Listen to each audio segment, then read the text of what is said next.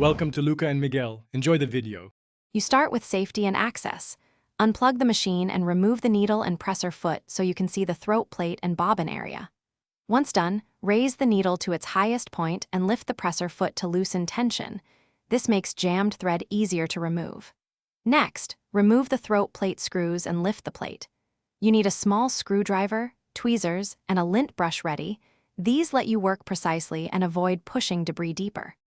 Now you clear the jam, take out the bobbin and bobbin case, and gently extract any tangled thread with tweezers, working from both sides so you don't leave fragments. After pulling visible strands, brush the feed dogs, shuttle race, and hook area to remove lint and small fibers that cause rejams. Then manually rotate the handwheel toward you.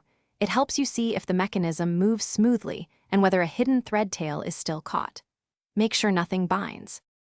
Finish by reassembling in reverse order. Insert a correctly wound bobbin and its case. Replace the throat plate, new needle, and presser foot.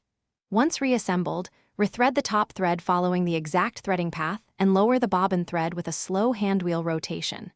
Test sew on scrap fabric at slow speed to confirm stitches form properly. If the jam returns, recheck tension settings and repeat cleaning. If persistent, stop and consult. Thanks for watching and please subscribe. It's the best investment you'll ever make.